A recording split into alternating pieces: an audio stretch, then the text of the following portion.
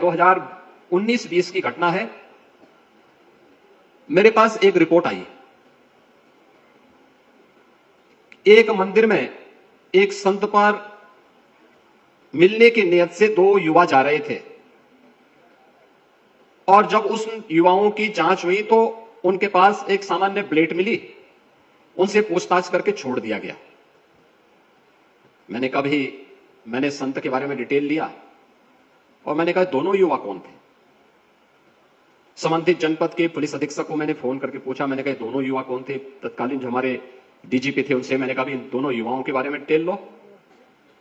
कहा साहब दोनों हिंदू युवा थे ऐसा। मैंने कहा देखो मैं ये नहीं पूछ रहा हूं, एक मुझे बताओ कि उनके पास मिला क्या। कहा साहब एक ब्लेड था। मैंने कहा कैसा ब्लेड था। कहा वो सर्जिकल ब्लेड होता है। मैंने कहा सर्जिकल ब्लेड ये डॉक्टर इस्तेमाल करते हैं सर्जरी में, बहुत शार्प होता है।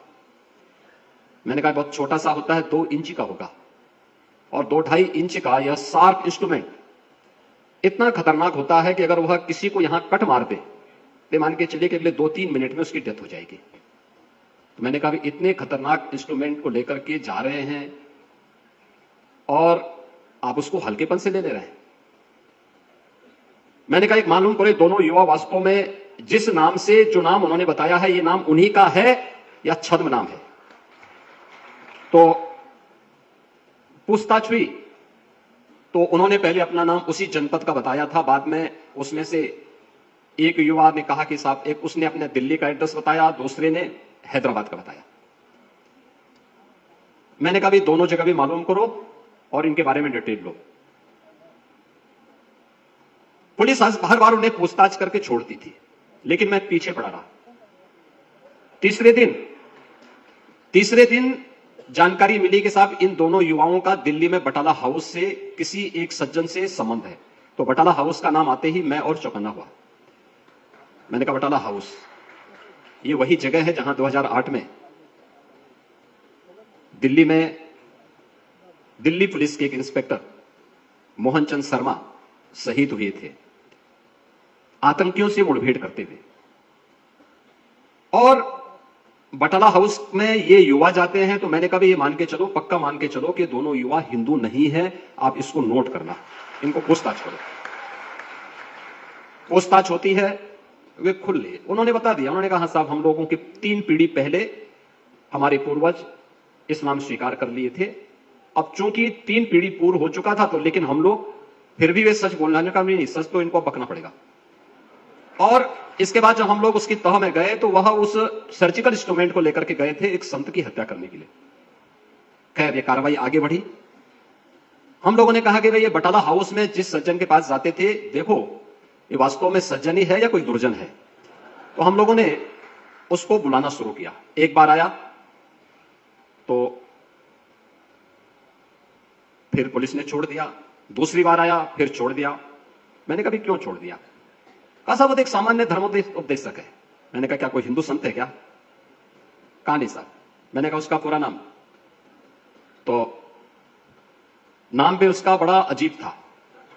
तो मैं भौचक था कि सही नाम और सही तथ्यों को सबके सामने क्यों नहीं रखा जा रहा है। उसके बाद फिर हमने जब सख्ती से इस पे कार्रवाई आगे बढ़ाई तो हमने कहा भी उसके ऑफिस में जाकर के उसके पास कोई लैपटॉप होगा, उसका कंप्यूटर होगा, उससे जुड़े हुए अन्य उसके पास कुछ सामान होंगे, उसका फोन होगा, स्मार्टफोन होगा, इन सबको लीजिए और अपने कब्जे में लेकर के एक बार इसकी सघनता से जांच कर लो। पकड़ में आया और पकड़ में आने के बाद जब हम लोगों ने जांच करनी शुरू की तो उन्होंने वह एक बहुत बड़े रैकेट को संचालित करता था और जिसका टारगेट होता था मूक बधिर बच्चे। उसमें जब हमारी कार्रवाई चल रही थी तो सबसे पहले मेरे पास शिकायत आई गुड़गांव से। और गुड़गांव से एक महिला ने कहा कि साहब मेरे बच्चे को जो मूक बधिर था, दिल्ली की एक संस्था में पढ़ता था, उसको जबरदस्ती इस्लाम स्वीकार करवा दिया गया। फिर मेरे पास दूसरा मामला आया कानपुर का। कानपुर में एक युवा, एक छोटा एक नौजवान लड़का मूक बधिर था, वह दिल्ली की उसी संस्था में पढ़ता था। तो अचानक रोजे के दिन थे, वह लड़का छुट्टी पे आया था,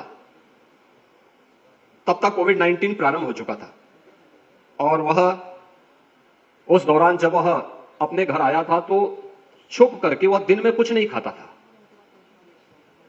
रात्रि को उसको जो भोजन मिलता था वह अतिरिक्त भी लेकर के अपने कमरे में रखता था, सुबह 4 बजे खा लेता था और दिन भर कुछ नहीं करता था। तो उसकी मां को संदेह हुआ, ये सब क्या है, ऐसे क्यों कर रहा है? तो उसने छुप करके देखा तो वह नमाज पढ़ रहा था। तो उसकी मां ने उसको कहा, ये सब क्या कर रहे हो? तो अपनी मां को भी बोलने लग गया वो।